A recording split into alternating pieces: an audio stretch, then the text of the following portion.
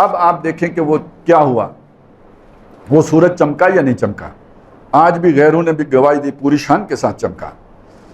دی 100 کے مصنف doctor Michael Hart نے مانا کہ تاریخ انسانی میں جن لوگوں نے سب سے زیادہ اثر پذیری کی ہے، اثر ڈالا ہے، وہ ان میں سب سے چوٹی پر ہے محمد رسول اللہ صلی اللہ علیہ وسلم، وہ یہ اثر ہے۔ اس کے بعد اب ہم تاریخ کو دیکھتے ہیں، آپ صلی اللہ علیہ وسلم کا دور ہے، اس کے بعد خلفائے راشدین المہدیین کا دور ہے، بلکہ یوں سمجھیں کہ وہ سورج پوری طرح نصف النہار پر چمکا ہی آ کے حضرت عمر رضی اللہ تعالیٰ عنہ کے دور میں، نبی صلی اللہ علیہ وسلم کے دور میں تو صبح کا وقت ہے۔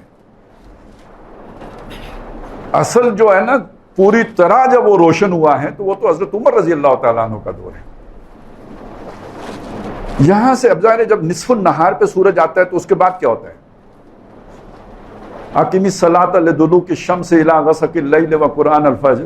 اب سورج ڈھلتا ہے نا، اب جب نصف النہار عروج پہ پہنچ گیا، ڈھلے گا تو وہ ڈھلنا شروع ہوا، ڈھلتا چلا گیا، ڈھلتا چلا گیا، ڈھلتا چلا گیا، ڈھلتا چلا گیا، 1000 سال تک ڈھلتا ہی رہا۔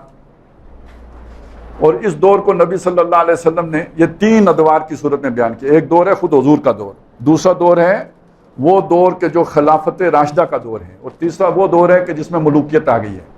آپ نے فرمایا تکون النبوۃ فیکم ما شاء اللہ ان تکون، نبوت تم میں رہے گی جب تک کہ اللہ تعالیٰ چاہے کہ رہے۔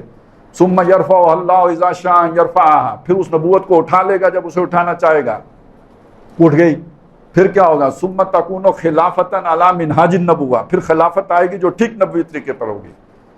فتکون ما شاء اللہ ان تکون، وہ رہے گی جب تک کہ اللہ تعالیٰ چاہے کہ وہ رہے۔ ثم یرفعها، پھر اللہ اس کو بھی اٹھا لے گا، اذا شاء یرفعها، جب اسے اٹھانا چاہے گا۔ پھر کون سا دور آ گیا؟ فرمایا ثم تکون ملکا نافذا، پھر بادشاہت ہوگی، مسلمانوں ہی کو ہوگی، ظالم ہوگی، کاٹ کھانے والی ہوگی، ایک دوسرے کے گلے کٹیں گے، نواسہ رسول بھی نہیں بچیں گے، پھر یہ دور آئے گا۔ فیکون ما شاء اللہ ان یکون، وہ بھی رہے گا جب تک کہ اللہ تعالیٰ چاہے۔ ثم یرفعہ، پھر اللہ اس کو بھی اٹھا لے گا، اذا شاء یرفع، جب اسے اٹھانا چاہے گا، وہ بھی نہیں رہے گا، ختم ہو جائے گا۔ اب اس دور میں آ کے وہ روشنی دھندلی ہو گئی یا نہیں ہوگی؟ آج دنیا جس اسلام سے واقف ہے یہ دھندلا اسلام ہے۔ کیوں؟ یہ 1000 سال کا دور ہے۔ حضور کا دور کتنا ہے؟ عروج کا دور کتنا؟ 2-2.5 سال۔ فتح مکہ کب ہوئی؟ سن 8 میں، اور سن 10 میں آپ صلی اللہ علیہ وسلم کا وصال ہو گیا۔ ابو بکر صدیق رضی اللہ تعالیٰ عنہ کا دور کتنا ہے؟ 2.5 سال۔ حضرت عمر کے 10 سال، وہ جو اس کے بعد حضرت عثمان کے 13 سال، پھر حضرت علی کے، یہ کل 30 سال کا عرصہ بنا۔ دوسری طرف آگے دیکھیں، ملک نازن کو دیکھیں تو وہ 30 سال نہیں، 300 سال نہیں، وہ 1000 سال ہیں۔ اب 1000 سال کا بعد جو نقشہ سامنے آتا ہے نا، وہ کیا نقشہ ہے؟ وہ نقشہ یہ ہے کہ گویا سورج غروب ہونے کے قریب ہو گیا ہے، غروب، اس کے پیچھے ایک روشنی باقی بچی ہے، جسے کیا کہتے ہیں ہم؟ شام کو شفق ہوتی ہے نا۔ اب یہ آیتیں سنیں، کلا والقمر، نہیں، فلا اقسم بالشفق تو نہیں، یہ سورہ انشقاق کی آیات ہیں۔ فلا اقسم بالشفق تو نہیں، یا لوگوں جو تم سمجھ رہے ہو کہ یہ زوال ہے تو زوال ہی چلتا رہے گا، نہیں، میں قسم کھاتا ہوں اس شام کی روشنی کی۔ شفق جو ہے وہ جو نصف النہار پہ کبھی سورج چمکا تھا، اب بس ایک ہلکی سی روشنی کی، وہ جو سرخی سی نہیں ہوتی شام کو، اس طرح کی سرخی باقی رہ گئی ہے، روشنی مٹ گئی ہے۔ کیا نقشہ کھینچا اقبال نے؟